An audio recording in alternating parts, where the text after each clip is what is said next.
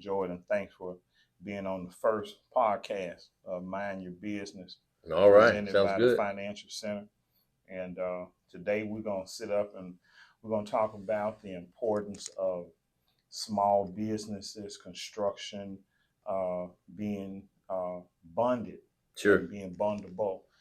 That's your expertise from, I guess, most of your professional career. You've been in the construction I business. have been in the construction business, And absolutely. so In one form or the other, right? Exactly. So I'll let you give a little bit of brief history Sure. on yourself and your expertise, Okay. and then we'll just jump dead on in, Sure. in this thing. We done filled up a little bit, so now we get ready to go. I'm gonna be brief with you because you got to get ready to Yes, sir. get back out of town here. Yes, sir. Well, thank you so much. And this session doesn't go without history, years of connecting and trying to help folks in the Memphis market. Right. And I would be remiss if I wasn't clear that you've done an amazing job of making sure that the Black and brown businesses of this community have access to bonds, have access to opportunities. And whenever we being the United States Department of Transportation through the Mid-South Atlantic Small Business Training Resource Center, you've always come to the table, so we appreciate that. I appreciate that. Over the years, just as a answer to that question, I've been blessed. I've been in this business for almost 30 years. I've been graduate of North Carolina A&T State University in architectural engineering. Okay. Was in the construction space after graduation. Worked for large boxes, big box companies. I worked for small companies. I had a company of my own. I'm a licensed general contractor, so I understand the challenges that we are dealing with. In the last, I guess, let me just say, in another life, I was director of what we call the Small Business Training Research Center, based out of Atlanta, but our states was Tennessee, South Carolina, and Georgia. So we spent a lot of time in Nashville, a lot of time in Memphis, trying to make sure that those that were desirous of being a part of the transportation industry had a viable way to make those walks, make those steps. With the transportation bill, it's an unprecedented amount of money that's going to hit the market, probably has already begun to hit the market because they started funding shelf projects first. But more than that, it's just going to be a tremendous amount of money. We call it almost the issue of a water hose.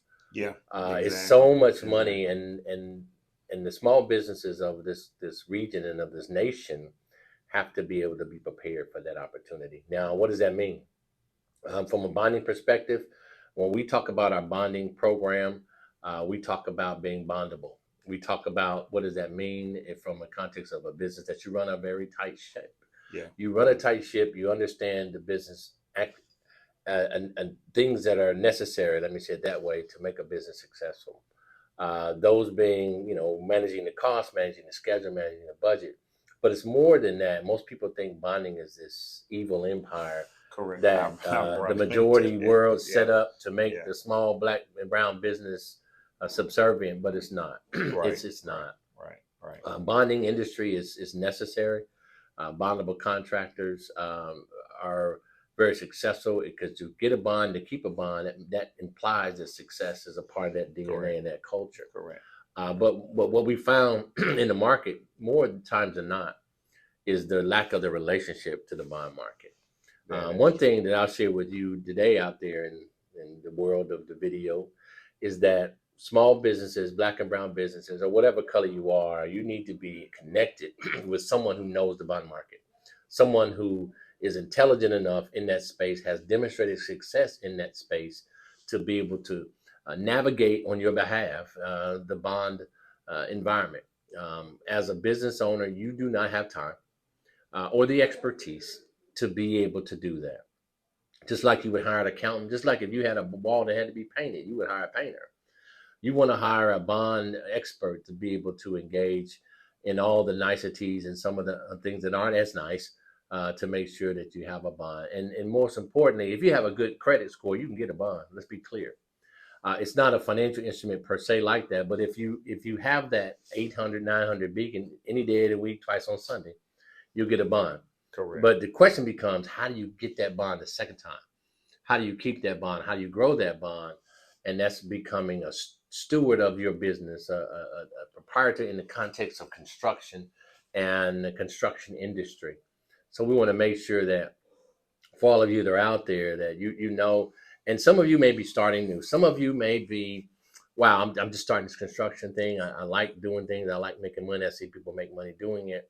And you just started out, and that's okay. There's opportunity for you to grow into the bond space from an initial bond perspective. There's many of you that are out there that's been in this game a minute. Maybe have some gray hairs like me, that's been around and probably nicked your toe and your knee on a couple of things. It may not be as bondable as you would think you are. Don't ever give up. Don't think that you're not because you've been hit a couple of times in the body blows of life.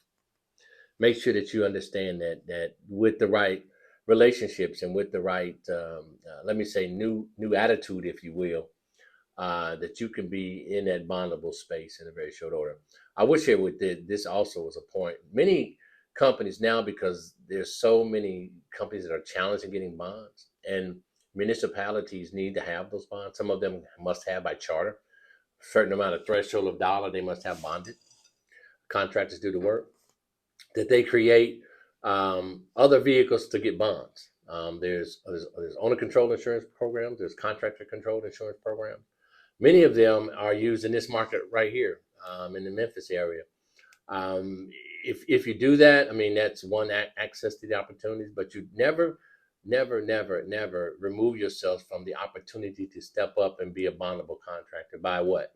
Running a good business, having good cost controls, procedures and check and balances, making sure your schedules are met, making sure that your deliverables, being the receivables of the world, are done, the deliverables of schedule are done, and that I's and T's are a part of what you do, not what you think about doing.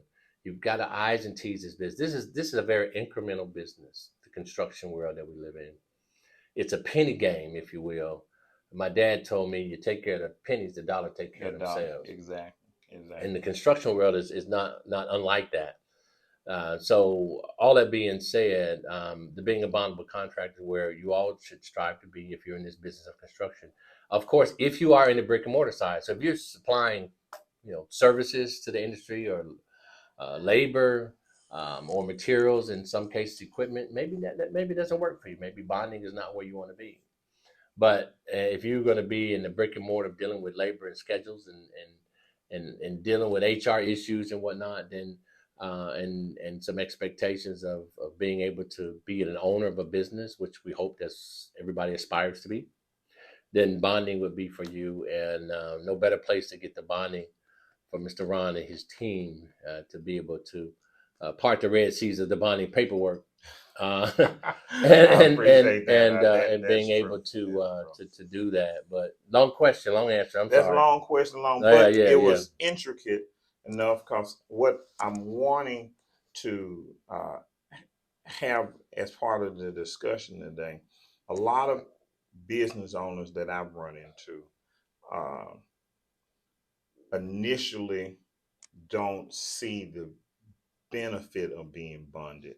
They work the course of their business, because what I try to get my clients to realize, and people that I just meet out in just the course of life, is becoming bondable is a planning process. Yes. Most people wait till the opportunity presents itself, and then once they want to jump into this great big $1 million bond or process. But also, what I stress to business owners, especially in the construction and transportation industries, is if you're bonded and bondable, the world is almost like the proverbial world is your oyster, or the world is at your feet financially when it comes to dealing with opportunities. And how can, I guess what I want you to use that, because for me, I kind of do I like the horror stories, because the horror stories straighten you out. So the question, in the time that you've been in the construction industry, I know that there are individuals that were awarded contracts And because they could not get bonded, that opportunity just went through their fingers like sand. So how give a brief example of one, course we ain't gonna claim no names, but say, company A was awarded a particular job, Right. and they did not prepare properly by going after making certain they were bondable first, and then when this became an issue, someone else next in line. Right. Well, I mean, that's it's hard to answer that in the next half an hour, but we'll try. It's just a No, I'm small just one, just teasing. a small one. The reality is, when you're in a bid environment and your client is a bondable entity, i.e., a city, a county, a government, or some type of entity that requires a bond if it's a private deal, before you spend the money of doing a bid and engaging your subcontractor community with false expectations that you have potential to win, Correct. you need to make sure that you know the requirements. Have there ever been folks, company A, company B, that gets to a deal and find that it's bonded and lose the deal? Absolutely. I've known several over the years who perhaps it was a soft requirement at the beginning, and they went through the process and got numbers and submitted the numbers, and they said, "Oh, by the way, where's your bond?" That's happened to me. Yeah. That's happened to me. Well, and they're rushing trying to get a bond, and come to find out they can't get a bond. And and that's a horrible. That is the hard stories, and it's unfortunately it happens in the prime world, but it also happens in the subcontractor world, probably more so than not, because a prime will get your number, and either they can't put you under their bond, or they don't want to put you under their bond, and they'll say, "Oh, I need to give me a bond," and as if you have it. And perhaps they know you didn't, but the question becomes, don't disqualify yourself, right? So you want to be prepared enough to have the bond. You mentioned something earlier in that question, and that's answer number one. Answer number two is to make sure that you understand that having a bond, it's not necessarily a get out of jail free card, or a gold card, or a platinum card, if you frame those card types as an example. But it shows the world that you are in the business of construction. Correct. And you can leverage that as best you can, with the understanding is that it's your bond. It's not another person's bond to take advantage of. Correct. For instance, if you do drywall and you have a bond for drywall, and someone sees an opportunity to get more scope under your bond in concrete, sidewalks, or even painting, that's not your scope. Correct. And although they may be able to get the bond, but if you begin to have issues in that context, because that's not your expertise, correct, there will be some challenges for you. I have seen bonds that are called what I try to get clients to realize is a bond is a serious thing. It has broken up families, busted businesses. There's some horror stories behind a misused bond, or the project, like earlier you mentioned, dotting the I's and crossing the T's. It's important that construction companies, or companies that have bonds, manage the project. And that's where I think one of the biggest issues come up, where people don't take bonding as serious because they think it's insurance for some odd reason. They do, and that is a misnomer. They say, "Oh, just file a claim against my bond." No, you don't want that, because in 60 to 90 days, the bond company is going to say, "We want our money, and we don't accept a payment plan. We want you use your 401k as collateral, or your house as part of your assets." They're going to say, "You need to sell that to get us our money." Right. And then to your point, if those that have bonds or want to get a bond, if you're married, don't be clear that everybody signs the bond docs. Everybody signs the bond docs. Don't sign your wife's name. Do not sign it for it. You can lose everything you have on a bond. You can lose your house, your car, all those things can happen. And let me just also give another turn the page reality check, is that you have an estimate. You say you're going to do the job for this much money. You have a challenge, and someone calls a bond. Their budget is not your budget. Correct. Their budget is probably going to be 3 or 4 or 5 times of your budget. because they're doing it in an expedited way. They don't have relationships or resources that you have, and they don't care. Yeah, that's And the key. They don't care. They don't. They're going to go and finish the job. The owner's going to finish the job because they care about finishing the job. They don't necessarily care about you because you've already proven that you didn't do something that they want you to do. Yeah. So be careful for those that can get in that space of a bond. Protect it, guard it. I mean, it's a precious commodity. It is a precious commodity. Just guard it with your life. Guard it with your life and protect it. Almost. I mean, it becomes a function of your. I mean, it's a part of you, and it's a part of who you are. And in the same conversation, you protect it with that same aggressiveness. Market the fact that you are a bondable contractor. What things that I would rather a company come to me and say, "Hi, my name is XYZ, and I'm a bonded contractor," as opposed to I'm a minority contractor. Yeah. Because I can see that you're a minority or not. I get that part. Yeah. I can't tell if you're bonded or not by what you look and what you say. So I would definitely lead with that for those that are so inclined. And as I mentioned before, don't believe you can't get it. That is true. Yeah, it's not about how to. And some people say how not, but it's how to. And you maybe have to tap dance a little bit or fix this or fix that. But the reality is you have to start from zero, and that'll give you some blinders, if you will, to be able to make sure if there were some issues and you were to recover and get a bond, you know that experience of fixing those issues. So hopefully that was not be a repeat experience. Right? Exactly. So now what earlier in our talk, and you were saying about some opportunities and some things that they're doing down in your neck of the woods down in Atlanta that I thought would be, because I'm all about using other people's experience as possibly a roadmap or a guide point to say, okay, we need to emulate or figure out how we can emulate what they're doing up here, like here in Memphis, in the Memphis proper area, we're doing the Blue Oval. I've heard about Blue. We've talked about that before, right? Yeah, billions of dollars there, and it is absolutely changing the landscape. And I'm hoping that a lot of minority African Americans are made millionaires from that. And the fear that I have is that won't occur. But even with that being the case, you know, bonding plays a part in that, but being bondable plays a part, because bonds, if you're bondable, that shows that your performance and your history is there.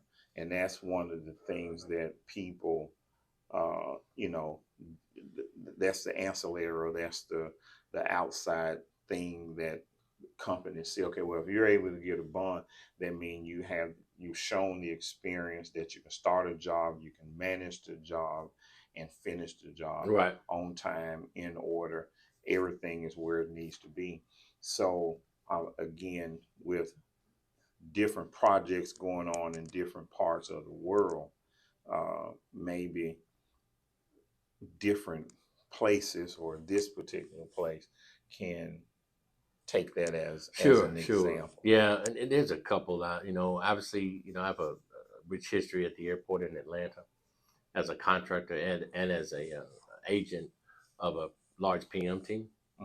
And so there's a significant amount of work in the public sector in the transportation space. And let's put a pin on that. Transportation right now is the hottest thing out. In my geographic, in the Metro Atlanta area, the MSA of Atlanta, between the airport, Hartsfield-Jackson Atlanta International Airport, and MARTA, and other state entities of the state of Georgia, notwithstanding, there's a significant amount of I call it faucet work, because they've turned on the faucets.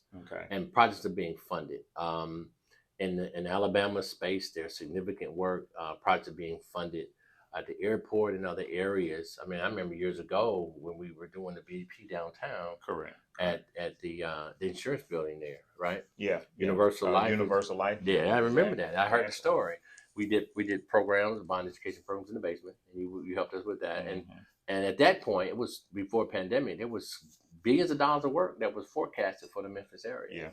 Yeah. So, and from my geographic again, and my point is, transportation is going to always be a spike. Right now, there's a significant spike because of the transportation infrastructure bill.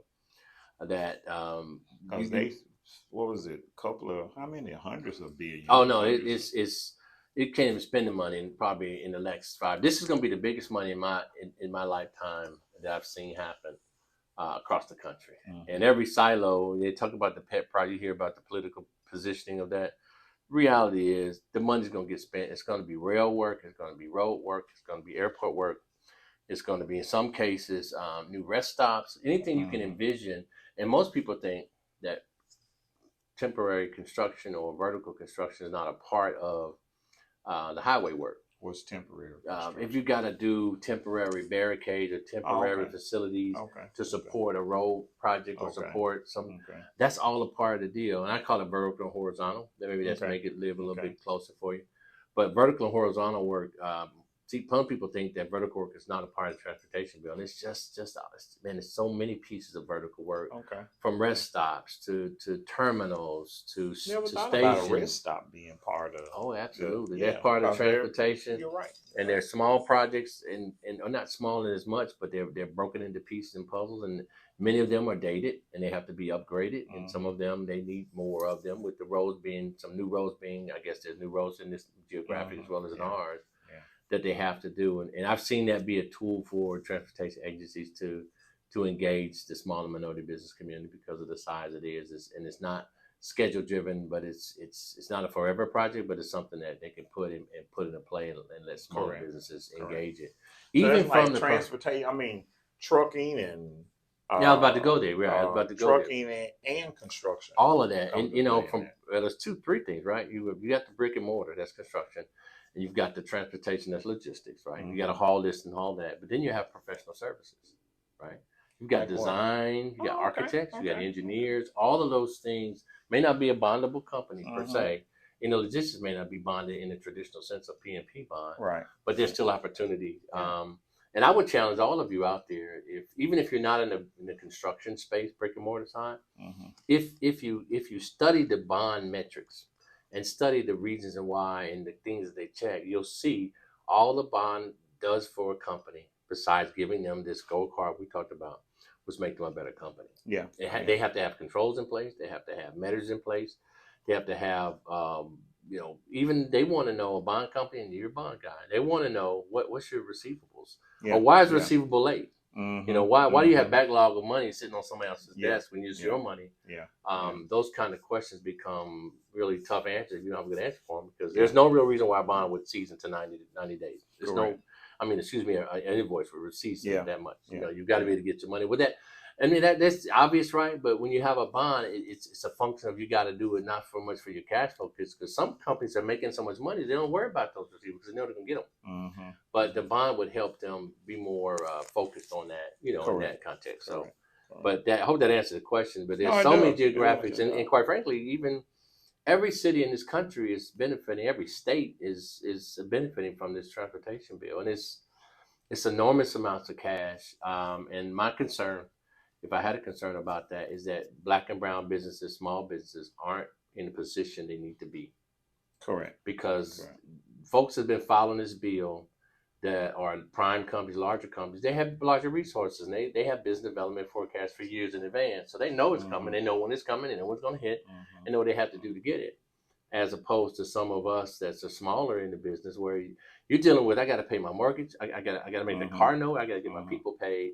You might not have that long view in mind. So I think it's time in a collective way to do that. The other side of the equation is this scalability. That what I see in the market, if you have another concern, is that projects aren't able, or they're not being broken down to smaller parts as they used to be. I have attempted locally here to talk to a few people to get them to understand that, this $600 million piece of a small contractor, he may be able to do a million, may be able to do 50 million, but 600 million at one time. And I understand why they want to do it. Well, you take a larger chunk of the pie, then we don't have to micromanage.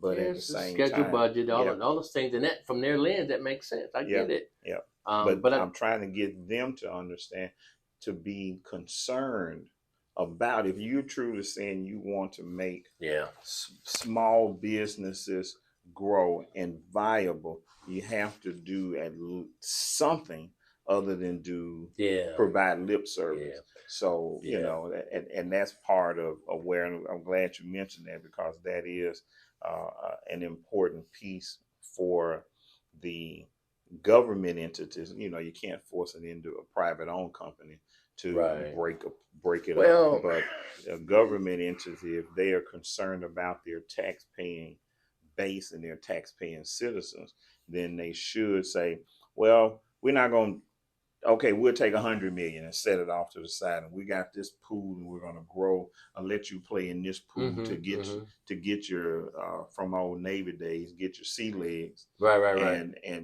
then after you get your sea legs, then we're going to let you go. You got to get out of this pool and you go to this particular pool. You play in this pool for a little bit, almost like what the federal government has done with the 8A program. You got you know, if you qualify for 8A, you get to stay in this program. I guess, what is it, 5 years, 6 years, to get your legs. Now, if you outgrow the 8A program, you ought to be able to compete with. That's what the logic is. You know? That's the logic. So, but the local municipalities, you know, hadn't seemed to develop that mindset. You know, the challenge becomes that I've been in this business for times when packaging strategies were new. And we engaged them, and they were able to break packages down. In some cases, because the pandemic deals with the supply chain issues and the labor issues then in the marketplace, the breaking down of packages is not as attainable as it used to be.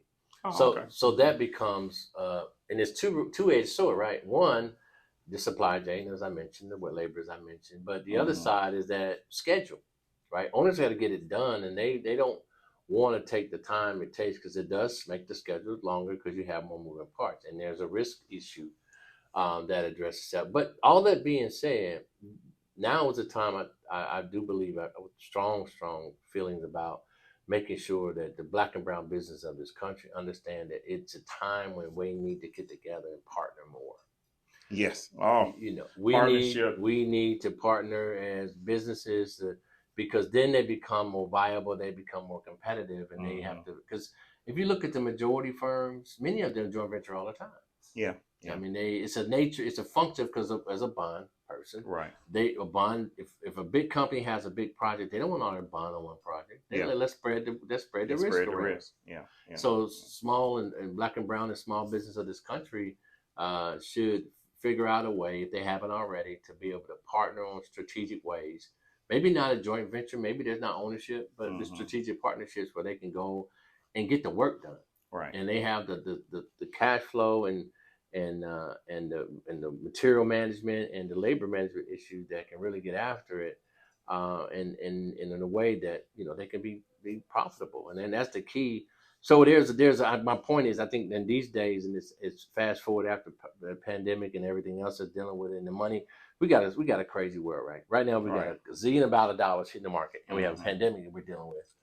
And then we're saying we got to get this done right now, because the cost of money goes up and up and up as long as it sits in the bank, right?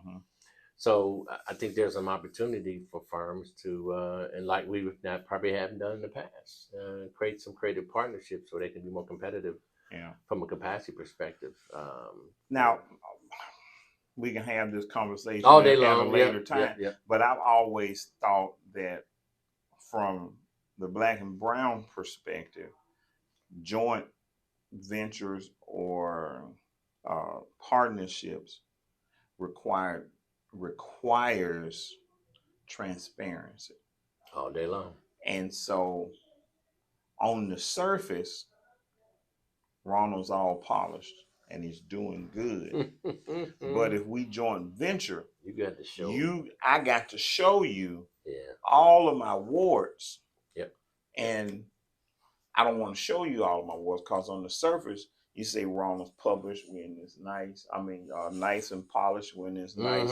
Eat lunch at the Crescent Club. Right. Go and play golf and all that and stuff. looking good. But then if I show you my work, then you say, man, that joker robbing Peter, Frank, Paul, Mary, and everybody to make ends meet.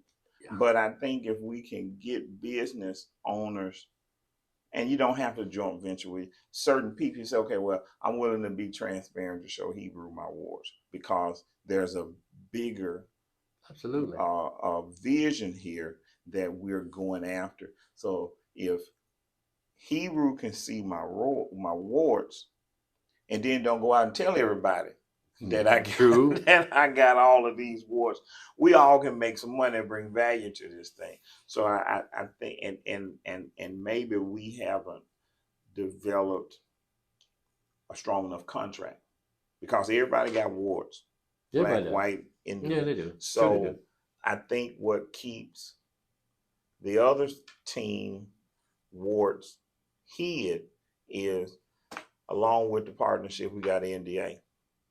NDA help a little bit. And you know, I got NDA on you. I see your wars. You got NDA on me. So never tell.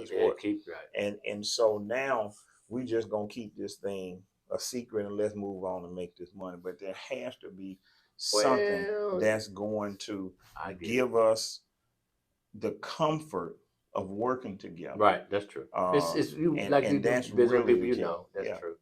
But just like I would just, if a person wants a bond, every stitch of codes come off. Yeah. Right, and true. So the same transparency that they have with the bond person who they have or may not have a relationship with, you know, we've got to be able to deal with trust. And I think that what you mentioned is probably one of the biggest hindrances of our era. From a partnering perspective, is people being honest about where they are with business, and not be afraid. And I call it transparency. One thing that in other studies I've done is about being transparent where you are, and being able to understand if you have someone that you can do business with, and they're transparent with you. The opportunity for 2 and 2 to equal 5. You know, I'm always about 2 and 2 equaling 5, and people look at me like, "What are you talking about, Hebrew?" The sum is greater than the parts. Exactly. So, you know, that becomes the opportunity we have to hopefully get some of you folks out there. Get them bonded. Got to get them bonded. Got to get get bonded. To play in the, what they say, going from single A to double A to triple A. Right. And then the bond going to call you up. That's right. They'll call you up. The bond going to call you. To get that bond, they're going to call you up to the big league. Yes, sir. But, man, I appreciate it. I know you got to get ready to get on the road, get back to Atlanta and continue. But close out, tell about your the latest or the national minority. Oh, right. As a function of I'm the national chair of the Construction Industry Advisory Group, and what that typically means is that in National Minority Supplier Development Council, what a mouthful. The NMSTC for short is an entity that is empowered to help minorities connect with corporate contracts. And so the NMSTC Construction Industry Advisory Group is an entity inside that huge organization to be able to silo on construction folks. And we're targeting that New Orleans as an opportunity to have a national meeting and engage people on the ground face to face. October the 8th. Actually, it's the end of Halloween. It's October 28th to November 1st. Okay. Or 2nd. And so I'll put some in. Yeah, that'd be great. So all of you out there that are NMSTC savvy, definitely a place to be. If you're not, you can check into it. It's going to be the largest conference in years because of the pandemic. There wasn't any face-to-face opportunities. And some people, because of things that's going on in the market, may not feel comfortable. And I get that. There may be a virtual aspect of it as well. Right. But definitely want to entice everybody to be a part of that. I think it's a good organization, great organization. That does a lot of groundwork that's helpful in the construction industry space. It's easier said than done because we got a lot more moving parts than most folks. But this is what we do. We love this business, and we're going to be in it for the long haul, hopefully. We will. So we'll be fine. So again, thank you for allowing me to be with you on this first time, my friend. We're going to most definitely be sitting down again. Absolutely. Because in your space and dealing with construction and dealing with the transportation logistics side and just the ever moving parts of making money, we'll most Absolutely. definitely Look forward to it. Look be forward to that talking opportunity. and presenting opportunities. Absolutely. And it's my intention to be in New Orleans. So Okay, good deal. Maybe we'll do one down there. We're gonna do one down That's there, right, that's sitting out on the balcony or something. Maybe That we works. can overlook and have the French Quarter of the music playing in the background. Sounds and good. everything. Sounds man. good. But again, I Okay. appreciate it, and you Absolutely. have safe travels Absolutely. back Same to to you. Atlanta. Blessing your family. And we're gonna work this Okay. thing out. I won't put Hebrew's information Yes. on there, his contact and email and office telephone number. So you all can reach out to him if you need to. Sounds good. And we're gonna work this thing out and try to make somebody out there some money. You know, at least put you in the position to be able to make Absolutely. some money. Yeah, all of you out there, take care. Be safe.